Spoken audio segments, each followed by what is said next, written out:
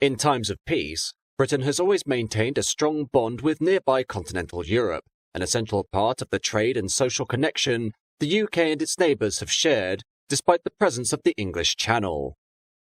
Before the opening of the Channel Tunnel in 1994, crossing to Europe was achieved through a series of ferry boats, but with the introduction of rail travel in the 1800s, attempts were also made to allow for the shipping of both freight and passenger trains across the water between Britain and France, intending to reduce journey times and remove the inconvenience of changing transport modes. With this, overnight sleeping car trains between London and Paris were operated, as well as daytime luxury trains, the most famous of which were the Night Ferry and the Golden Arrow, services that in their heyday were the cream of luxury rail travel, but with the turn of transport modes to domestic airliners, rapidly saw their market robbed from them and would disappear completely by the turn of the 1980s. For centuries, travel across the English Channel was comprised primarily of private galleons and cargo ships that would carry passengers and freight between Britain and France, with it only being in 1821 that the first formal ferry boat was established to cross the Strait of Dover, which came under the name Rob Roy, a paddle steamer that did the journey in around 3 hours. Towards the end of the century, though, a new fashion was rising in the form of luxury continental travel, wherein the established gentry and the nouveau riche would tour Britain and Europe in order to expand their culture, a major part of which was to undertake the journey in the highest possible levels of comfort and style. It was in this that both the ferry lines and the rail companies that served the Channel ports obliged through the introduction of luxury express trains and steamships that would allow for undisturbed high-class travel throughout the course of the trip, and for the railways, nothing could beat the lavish appointment of the Pullman service. Pullman trains, created by American engineering contractor George Mortimer Pullman, took regular heavyweight railway carriages and fitted them with seats that could be converted into beds, washrooms, oil lighting, and other luxury accoutrements that were the pinnacle of rail travel, these first being introduced in August 1859 for the Chicago and Alton Railroad of America. The first Pullman trains were introduced in Britain in 1874 by the Midland Railway on services between London St Pancras and Bradford, and seeing the success of these luxury express services, the London Chatham and Dover Railway added a Pullman coach, named Jupiter, to the London to Dover boat train from 1882, with through connections provided via onward rail travel to Turin and Milan via the 8-mile Fraser's Tunnel under the Alps. In September 1926, after observing a continued rise in luxury passenger numbers on the Southern Railway, as the Pullman service on the Dover boat train was extended, the Northern Railway of France, or the Chemin de Fer du Nord, created their own equivalent that was christened the Flèche d'Or, or Golden Arrow, an all-Pullman service hauled by an ATF Nord Super Pacific steam locomotive that operated between Paris Gare du Nord and Calais Ville Station, a short distance from the harbour. The Flèche d'Or, much like the Southern boat train, was a major success, and in order to allow for uninterrupted luxury throughout the journey between London and Paris, the Southern Railway commissioned the Dumbarton Shipyard to create a dedicated luxury steamship that would transport passengers across the Channel between Dover and Calais, this eventually being launched in 1928 as the Canterbury. The Canterbury, despite being capable of carrying up to 1,400 passengers, was conditioned to carry only 400 in unbeatable comfort and style, and after her sea trials, the ship made its first voyage between Calais and Dover on April 30, 1929. 5 days later, on May 5th, the Southern officially introduced the Golden Arrow, which left London Victoria at 11 a.m, bound for Dover and the near continent, with a single fare ticket costing £6 and 10 shillings, or approximately £700 in 2024. The Golden Arrow was the epitome of railway luxury, comprising 10 Pullman coaches which sported exotic wood panelling, thick carpets, plush curtains, and well-upholstered freestanding armchairs in the parlour car that faced each other across a table for two, with a freshly laundered tablecloth and a lamp with a silk, warm-coloured shade that resembled an inverted tulip. The train also included the Trianon cocktail bar, which was modelled on a high-class club for the rich, while also featuring the world's first public address system on a train, which informed passengers in both French and English, as well as being fitted with electric lighting, steam heating, and air conditioning. 98 minutes after departure from London, the train arrived at Dover Marine Station, a terminus built on the dockside to connect directly with ferry boats, and passengers would walk to the waiting Canterbury before crossing the channel to Calais and boarding the Flèche d'Or, arriving into Paris at 5:35 in the evening after a journey of approximately 6.5 hours. Sadly, within only 2 years, it was apparent that the Golden Arrow, as an exclusive first-class-only operation, was economically unviable, especially following the Wall Street crash of 1929, while early airlines, such as the original British Airways and Imperial Airways, could deliver for continental passengers faster travel which didn't require the need to change modes en route. However, as first-class passenger numbers dropped year on year, second- and third-class passenger levels on cross-channel services from Dover were booming, and thus the Southern chose to add third-class carriages to the Golden Arrow from May 1931, with a ticket price of £4.10 or approximately £300 in 2024.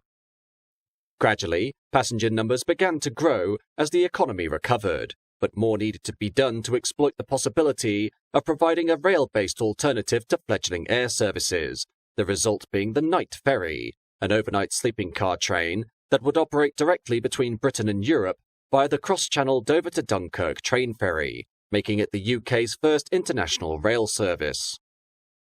Cross-channel train ferries had existed since 1924, with the London and North Eastern Railway introducing a service between Harwich and Zeebrugge using a former World War I troopship modified to carry cargo wagons, the use of these ferries greatly improving the efficiency of trade between Britain and Europe as it removed the need to load and unload freight from trains on either side of the channel. In 1933, the Southern Railway followed suit with the Dover to Dunkirk train ferry, which introduced a roll-on, roll-off or ro-ro operation that allowed train carriages to be loaded from the stern and unloaded from the bow and vice versa. With essentially a floating bridge now providing direct rail access to France, a brand new operation was established by the Compagnie Internationale de Wagon-Lits, or CIWL, the same company that ran the Orient Express, to provide overnight trains between London Victoria and Paris Gare du Nord, with motive power provided by the Southern Railway of England and the Northern Railway Company of France, later SNCF, although CIWL owned the coaching stock. Trains consisted of 12 coaches built by A&F of France to the smaller British loading gauge and operated nightly from both Paris and London, the London to Paris service departing Victoria at 9 p.m, arriving at Gare du Nord at 9 a.m, while the Paris to London service departed Gare du Nord at 10 p.m. and arrived into London Victoria at 9:10 a.m. While a sound concept, train ferry operation was not without its faults, due largely to the level of the ferry itself in comparison to the dockside during high and low tide, the solution coming in the form of a specially enclosed dock with sea locks that was constructed at Dover in order to maintain a constant level. This would allow for a much more reliable loading process for both freight and passenger cars, though the docks were only suited best for high tide departures and arrivals, as during low tide the water inside the dock would have to be drained before the ship was allowed to leave, and filled after the ship had arrived to bring it to the height of the track level. During World War II, both the Night Ferry and Golden Arrow trains were halted, while the various ferry boats used to support these operations were either requisitioned by the Royal Navy for wartime use or placed in safe storage in ports that were beyond the reach of enemy bombers. The Canterbury, for instance, was renamed HMS Canterbury and used to assist in the Dunkirk evacuations of May 1940, during which she was heavily damaged by aerial bombardments but was able to limp home for repair, as well as taking part in the D-Day landings of June 1944, where she took the role of a troop transport for the British and Canadian assault on Juno Beach.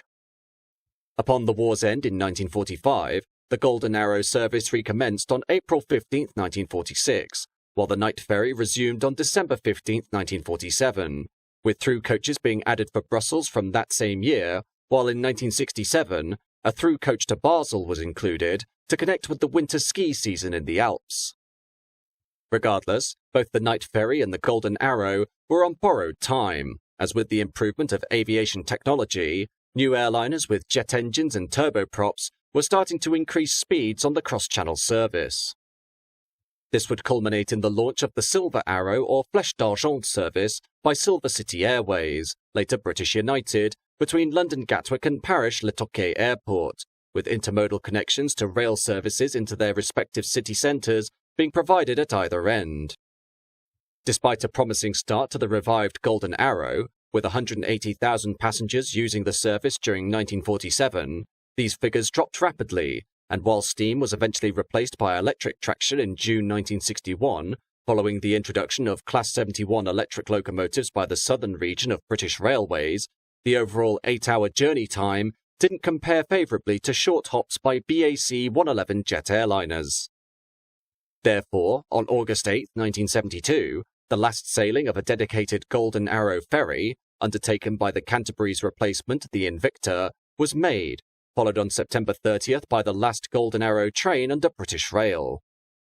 The Night Ferry, meanwhile, soldiered on alone, but this train too was facing its inevitable end, as the 1930s coaching stock was now old and extremely outdated, with a lack of air conditioning making the carriages very muggy and hot during their ferry transit. On January 1, 1977, British Rail took over operations of the Night Ferry from CIWL, while SNCF introduced a series of 1950s-built sleeping coaches and put them to work replacing some of the 1930s sleeper stock, but sadly nothing could be done to help save the service from terminal decline. After years of operating at a severe loss, British Rail and SNCF chose to axe the Night Ferry, and therefore the last run of the service was undertaken on October 31, 1980, bringing an end to international sleeping car services between Britain and Europe. The concept of an overnight sleeping car service between Britain and the continent would not re-emerge until 15 years later, following the opening of the Channel Tunnel in 1994, where European Passenger Services, or EPS, which operated the Eurostar service through the tunnel, proposed the reintroduction of an overnight international sleeper train dubbed Night Star.